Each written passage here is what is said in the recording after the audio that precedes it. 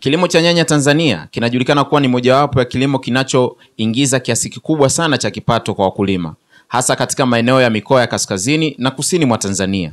Katika Tanzania, kanda ya kati, mkoa wa Singida, katika halmashauri ya wilaya ya Itigi, tumekutana na Living Ngoi ambaye amejikita katika kilimo cha nyanya. Kwa majina naitwa Living Ngoi, ni mkulima wa mboga mboga na matunda katika halmashauri ya Itigi. Lakini kwa jina la biashara natambulika kama Ngoi Farm. Kilimo cha nyanya nimeanza toka 2017. Nimeanza kulima nyanya. Wakulima wengi hutumia mbegu za nyanya zinazovumilia magonjwa na hali ya hewa ya joto, hususani katika mkoa wa Singida.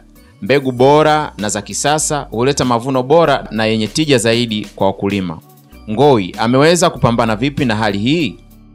Kwa namna ambavyo kilimo ilivyo sasa hivi, kilimo ni biashara, maana kilimo tunatumia zaidi sayansi. Kilimo ni sayansi kwa sasa. Kwa hiyo tunatumia mifumo ya umwagiliaji wa matone katika biashara yetu ya kilimo. Na ndio mbinu ambayo imekuwa ikitupa tija. Kwa sababu kwanza kama unavyojua mmea wa mboga mboga au wa nyanya hii, maana yake inahitaji sana maji ya uhakika. Lakini pia inahitaji mtiririko maalum wa maji. Lakini pia kutumia kilimo hichi tusaidia sisi kupunguza muda ambao tungeutumia kwenye kumwagilia kwa mikono, tunaenda kumwagilia kwa kutumia mifumo inaokoa pia muda wetu. Katika kilimo cha nyanya tuna mbolea za aina 3. Moja tuna mbolea tunaita mbolea ya kupandia, lakini tuna mbolea ya kukuzia na mbolea ya kuzalishia. Kwenye mbolea ya kupandia tunaweza kutumia mbolea, wengi tunatumia mbolea ya samadi, na hii inatusaidia sisi kulinda nini? Mazingira. Kama hii hapa ni mbolea ya mbuzi, lakini unaweza kaona hii hapa ni mbolea ya ng'ombe. Kwa hiyo tunachofanya sisi tunachukua mbolea ya mbuzi tuchanganya na ya ng'ombe ili kupata ratio ile sahihi, ndio tunaenda kupeleka shambani. Na ni mbolea ya kwanza au mbolea ya awali kabla tujaingiza mche shambani. Katika ulimaji wa nyanya huu tuna mbegu aina nyingi. Moja ya mbegu tunayotumia ni kulingana na mazingira yetu, ni tunatumia kampuni ya Epinavi ambao wanazalisha mbegu za kuna mbegu inaitwa Burok, lakini tunatumia Bansal pamoja na mbegu nyingine ambayo ipo kwenye East West ambayo tunaitumia ni dhahabu. Tumechagua mbegu hii kwa sababu kwanza ni mbegu bora, zinatoa matunda mazuri, lakini ambayo yanauzika kirahisi sokoni. Kukosa elimu na teknolojia kwa wakulima wengi ni moja ya sababu inayoleta changamoto. Ngoi Farm yeye hutumia mbinu gani za kisasa ili kukuza kilimo chake? Changamoto zipo katika utezaji wa upandaji wa ulimaji wa nyanya. Moja ya changamoto kubwa ni magonjwa. Magonjwa na yenyewe yamegawanyika. Kuna magonjwa ya mwanzoni, ya kati na ya mwishoni. Kwa mfano, kuna ugonjwa mkubwa sana tusumbua ni ugonjwa wanaita kantangaze au tuta absolute. Na namna tunakabiliana nao tunatumia viuatilifu ambavyo mara nyingi vinakuwa vinatusaidia, ni kama hizi Snow Tiger. Inakuwa inatusaidia sana. Lakini pia kuna ugonjwa wa ukungu ambao hapa umegawanyika mara mbili. Kuna early blight na late blight. Na viuatilifu tunatumia hapa ni dawa zote zenye asili ya kopa. Ndio inatusaidia kupambana na ukungu. Nyanya ni miongoni mwa mazao yanayoathiriwa na magonjwa na wadudu. Ili kupata mavuno bora yenye tija sokoni, Ngoi anaeleza kufanya nini ili kuweza kufikia katika tija ya juu zaidi. Katika upatikanaji wa mazao bora, kwanza naanza kwenye uchaguzi sahihi wa mbegu. Tunatumia mbegu zilizoboreshwa au wanaita mbegu chotara au wengine wanaita mbegu za F1. Kwa hiyo ni moja hapo. Mbili, tunaandaa mbegu hizi kutumia kwenye kitalu nyumba ili kuepusha magonjwa ambayo nyemelezi kabla mche hujaenda shambani. Hii ndio hali halisi ya usiaji wa miche kwenye kitalu nyumba. Kama unavyoona udongo ndio kama huu. Kama hii sasa tushaweka miche ya hoho lakini bado haijaota. Tunategemea baada ya siku 7 itaanza kuota. Ikiota sasa inaonekana kama hivi tunavyoona hapa. Hii hapa ina siku ya 14. Kwa hiyo tunategemea ndani ya siku 7 zijazo miche hii itaenda shambani. Kwa hiyo katika uandaaji wa miche ndio utaratibu ni huu. Kama unavyoona tuna zaidi ya miche 1000 hapa. Kwa hiyo yote itaenda shambani tarehe 25. Kwa hiyo tunapata mbegu kwenye tray, baadaye tunaipeleka shambani. Lakini tukifika shambani pia, ili kufanikiwa kupata mazao bora, tunafunga mifumo ya umwagiliaji wa matone ndio tunaweka mbegu zetu pale, lakini pia tunatumia matumizi sahihi ya viuatilifu pamoja na mbolea ili kuhakikisha basi ule mmea unakuwa bila changamoto aina yoyote. Kama mnavyoona sasa, hizi ni hatua za awali za uandaji wa shamba kwa ajili ya kupokea miche ambayo kama nilivyoelezea tuliona pale kwenye kitalu nyumba. Hili ni tuta ambalo upana wake unajua tuta kati ya upana wake kutoka hapa paka hapa ni sentimita 50, lakini kati ya tuta na tuta ni sentimita 75. Kwa nini tunaweka kati ya tuta kwa sababu hii njia ni kubwa, ukiona ni kubwa kwa sababu inatusaidia katika uvunaji. Kuna muda nyanya inakuwa imepamba sana, kwa kama utakuwa umeweka njia ni ndogo, maana hata namna ya kupita kwenye kuvuna uwezi, namna ya kupita kwenye kuhudumia miche hutoweza, lakini pia atakupuliza dawa hutoweza. Kwa hiyo ili kuepusha hiyo, lazima tuache nafasi kubwa ili kuweza kupata muda mzuri wa kuhudumia zao lako. Lakini pia upana wa hili tuta hapa zaidi sentimita 50 ili ile pipe drip inapopita ile bomba la umwagiliaji niweze kuacha nafasi itakayobashia kwa ajili ya kupanda nini miche, lakini pia kuweza hata kupata nafasi nzuri ya kuweka mbolea wakati weka mbolea ya kupandia au ya kukuzia au ya kuzalishia. Lakini pia ni lazima kuangalia kimo. Kimo maana yake ni tofauti kutoka chini kuja juu. Tunaweza tukategemea inaweza kuanzia sentimita 50 na kuendelea. Lakini sasa tumeweka sentimita 60 kwa sababu msimu huu ni msimu bado wa mvua. Kwa hiyo ingekuwa ni msimu wa kiangazi tungeweka hata sentimita 30 kimo. Kwa hiyo tunaogopa huenda mvua zikawa ni nyingi na zikaribu mazao. Kuepusha hilo tunanyanyua tuta letu juu ili kuepusha kama mvua ikiwa nyingi basi maji yapite kwenye baranda humu. Kwenye stage hii sasa ndio muda ambao hapa mbolea ya uzalishaji unaweza kuiweka, kwa sababu inaenda kwenye maua, maana yake unaruhusiwa kuweka kani sasa. Kani au unaweza kuweka rawina. Lakini usisahau kuweka NPK bado, sababu inaendelea kukua hii. Weka pia NPK, vichanganya kwa ratio iliyo sahihi na kwa haina shida. Lakini ndio muda pia kuweka mbolea za maji kama booster yenye high calcium, maana yake booster yenye high calcium kwa ajili ya kuzalisha maua yawe mengi. Kwa hiyo ndio muda wake huu, lakini pia maji ya kutosha. Huu ni muda ambao mmea unahitaji maji ya kutosha. Sio tena maji ya labda leo unamwagia kesho unamwagia, ni maji asubuhi na jioni na kwa ratio inayo kwa uwiano ulio sahihi. Tanzania ina sifa ya kuwa na mabadiliko ya tabia ya nchi. Ili kulinda hali ya hewa inayofaa kwa mazao ya nyanya, mkulima huyu anaeleza jinsi anavyopambana na mazingira. Kama ilivyo kawaida kwa mtu yote mabadiliko ya tabia nchi, kwangu mimi ni athari kubwa, kwa sababu hata mwaka jana mimi nimekuwa muhanga wa mabadiliko ya tabia nchi, kwa sababu kuna shamba ambayo nililima bila kufunga mifumo, nikitegemea kwamba kwa kawaida yetu tunapataga mvua kuanzia mwezi wa 12 mpaka mwezi wa pili, na baadaye inakata kidogo inaanza na mwezi wa pili mwishoni na kuendelea. Kwa nililima kwa kutegemea mvua, na baadaye mvua haikuja, kwa nikawa nimepata hasara zaidi ya milioni 3 mpaka 4. Kwa kwangu mimi ni changamoto, mimi nachukulia kama changamoto kwangu, na namna kukabiliana nayo tunashauri. Lakini pia mimi binafsi nimeanzisha bustani ya kitalu cha miche ya miti ya matunda na miche ya kawaida. Lengo ni kuhamasisha tu kupanda miti mingi ili angalau kuweza kupunguza athari za mabadiliko ya tabia nchi. Kwa kuanzia kwenye uandaji wa mbegu. Kwanza tunaponunua hizi mbegu hizi za chotara au mbegu F1 ni moja ya teknolojia. Baada ya teknolojia kuja ndio tukapata hizi mbegu. Zamani tunatumia mbegu za kienyeji. Unaweza kwenda sokoni kununua nyanya na ukakamua ukaje kupanda. Lakini namba 2, uandaaji wa miche. Zamani kwa tunamwagilia tunamwaga mbegu chini.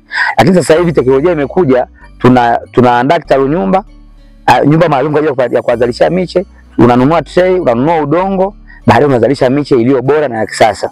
Lakini pia ukifika shambani tukao tunapiga mashimo, unapanda kienyeji. Sasa hivi tunafunga mifumo ya umwagiliaji. Kwa hiyo teknolojia inatusaidia kukuza kiwango cha uzalishaji, lakini kulima eneo dogo kwa kupata kipato kikubwa. Huu ndio mfumo wa matone au drip irrigation. Kama unavyoona inavyotoa maji hapa. Kwa sehemu inayotoa maji ndio sehemu yenye mche kama unavyoona hapa hivi. Haya matone. Kwa hiyo ndani ya isali moja tunategemea huu mche wa nyanya huu umepata lita 1 ya maji. Na utofauti utaniuliza utofauti kati ya nyanya na nyanya inategemeana. Kuna drip pipe ambazo zina sentimita 20 kwa 20, zingine na 30. Kwa hiyo kwa sisi tumepanda kwa tofauti wa unaruka tofauti ya 20. Maana yake kati ya mche na mche ni sentimita 40. Kwa hiyo kila baada ya sentimita 40 unapanda mche. Na unapopanda mche ndio sehemu yenye tobo.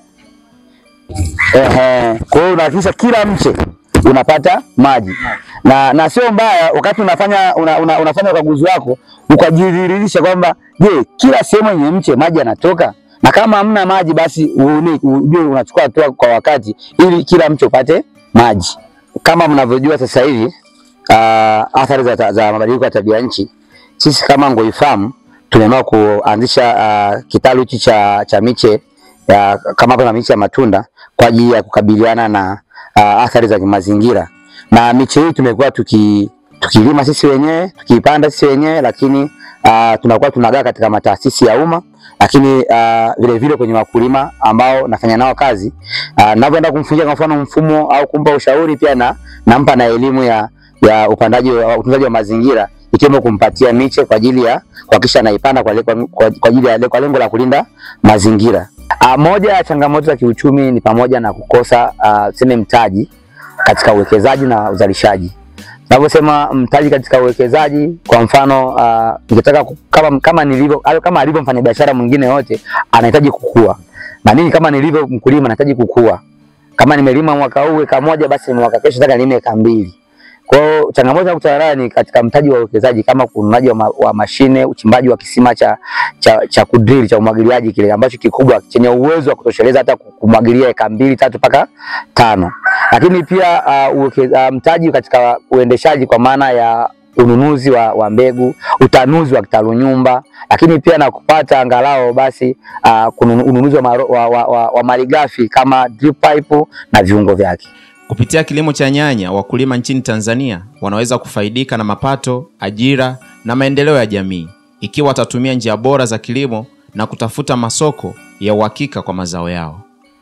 Misaada ipo. Kuna misaada kwa maana ya maarifa, pia kwa maana kupewa hata semina. Tunapata misaada kupitia semina za halmashauri, kupitia idara yetu ya halmashauri ya kilimo.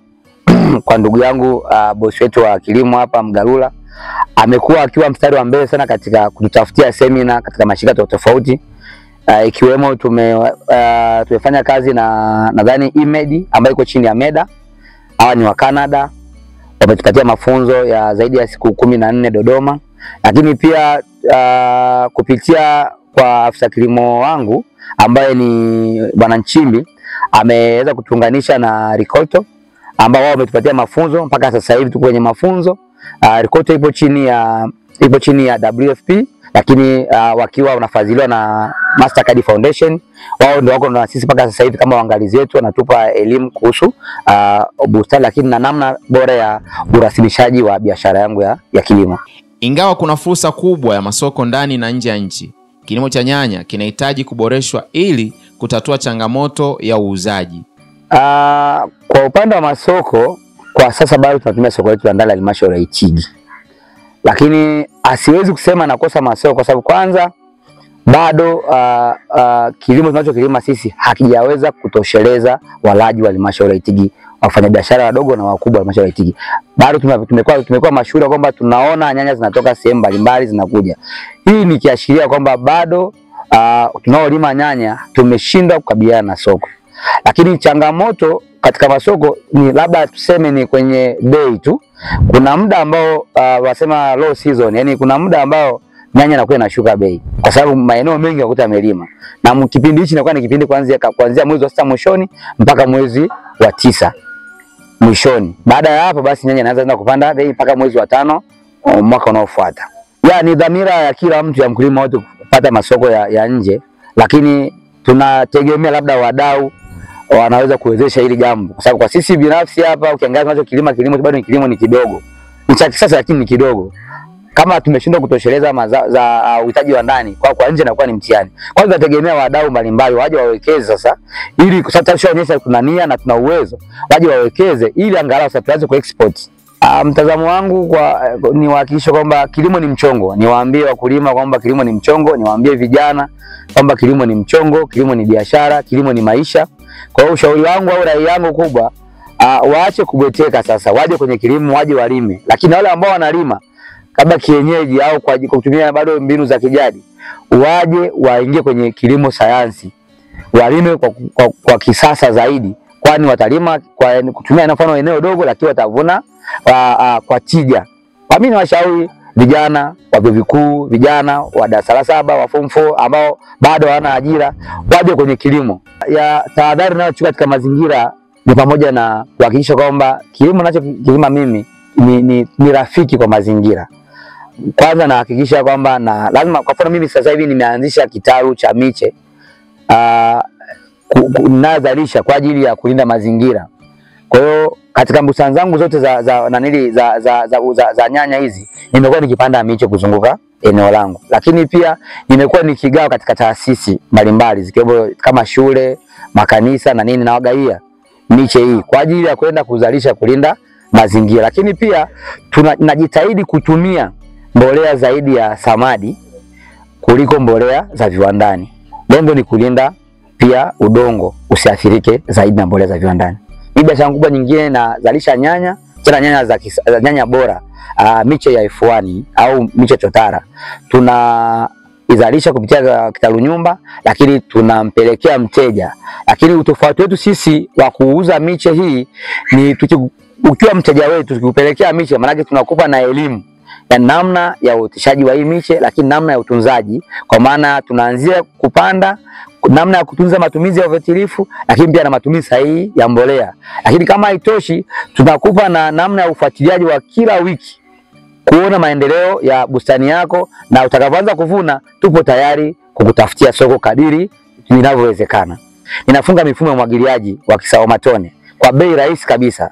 Ukilinganisha kwa mfano mimi mfumo nao ufunga mimi, hata mtu wa hali ya chini ana uwezo wa kunufaika na mfumo wangu. Kuna mfumo unaanzia shilingi 15,000.